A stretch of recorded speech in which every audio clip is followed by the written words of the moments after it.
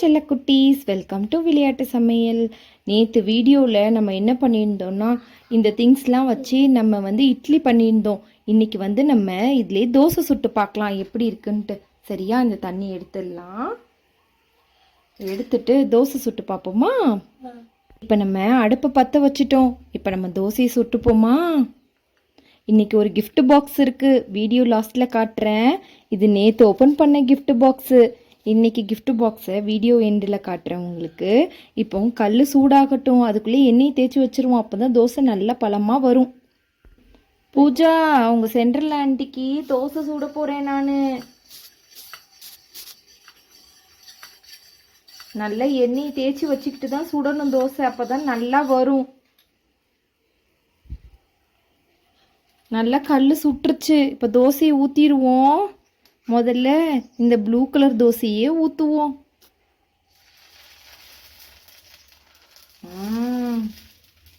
பாருங்க, நல்லா வெந்துருச்சு ஒரு பக்கம். இன்னொரு பக்கமும் திருப்பி போட்டுக்கலாம். நல்லா எண்ணெயை போட்டு சுட்டு எடுத்தால் பழமாக வந்துடும் தோசை. இங்கே பாருங்க, நல்லா ரெடி ஆயிடுச்சு. எப்படி வருது பார்த்தீங்களா? எடுத்துருவோம் இந்த தோசையை. நேற்று சுட்ட இட்லி இது. இன்னைக்கு நம்ம தோசை சுடுறோம். இதையும் நல்லா கலக்கிட்டு, இல்லைன்னா அந்த கலர் அதில் ஒட்டிக்கும். இப்போ இன்னொரு கரண்டி ஊற்றிடலாமா? எல்லோ கலர் தோசை சுட்டுடலாம். சுட்டாச்சு. இப்போ இதுக்கும் எண்ணெய் ஊற்றிக்கலாம் செல்லக்குட்டீஸ், அப்போ தான் நல்லா வரும் தோசை.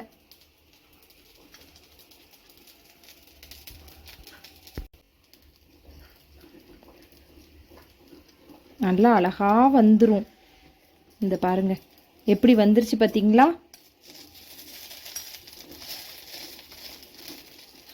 இப்போ எண்ணெய் ஊற்றிக்கலாம் கொஞ்சோண்டு.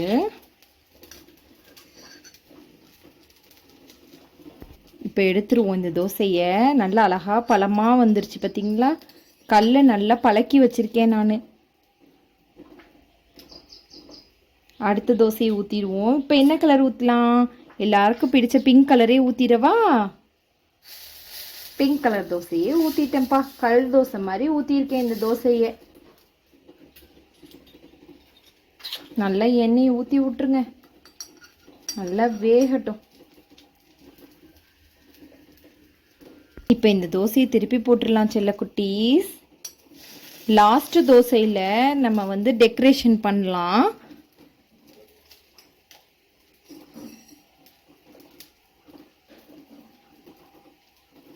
இந்த சின்ன இரும்பு கல் தான், ஆனால் இதையும் நல்லா பழக்கினா தான் வரும். இங்கே பாருங்க, இந்த தோசையும் நல்லா வந்துருச்சு. இதையும் எடுத்து வச்சிடலாம்.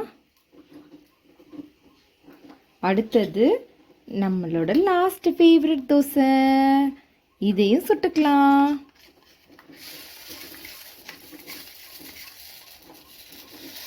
இது நல்லா ஒரு கல்லுக்கு பேப்பர் தோசை மாதிரி சுட்டு பார்ப்போம் எப்படி வருதுன்ட்டு. நல்லா சுட்டாச்சு. எண்ணெய் ஊற்றி விட்டுறலாம்.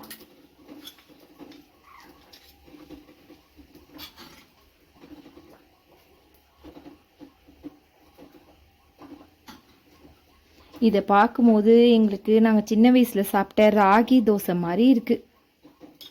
இப்படி தான் நாங்கள் சாப்பிடுவோம் சுட்டு. நாளைக்கு வீடியோவில் பூஜாம்மா எல்லா பாத்திரத்தையும் கழுவ போகிறாங்க. ஏன்னா நிறைய பாத்திரம் சேர்ந்துருச்சு பாவம். என்னதான் பண்ண போகிறாங்களோ தெரியல. நாளைக்கு வீடியோவில் பார்க்கலாம் பூஜாம்மா என்ன பண்ணுறாங்கன்ட்டு, எப்படி பாத்திரத்தை கழுவி எடுக்க போகிறாங்களோன்னு பார்க்கலாம். சரியா செல்லக்குட்டீஸ்? நாளைக்கு வீடியோ மறக்காமல் பாருங்கள். இந்த தோசையை சூப்பராக ரோஸ்ட் பண்ணி எடுத்துடுவோம் ஃபஸ்ட்டு.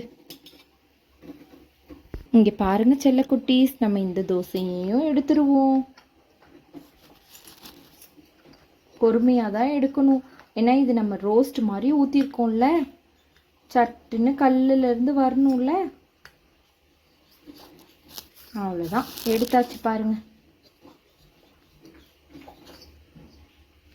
சூப்பராக எடுத்துட்டோம். இப்போ இந்த தோசையில் எது உங்களுக்கு ரொம்ப பிடிச்சிருந்துச்சுன்னு சொல்லுங்கள் மறக்காமல். வீடியோவில் என்ன கலர் பிடிச்சிருந்துச்சுன்ட்டு.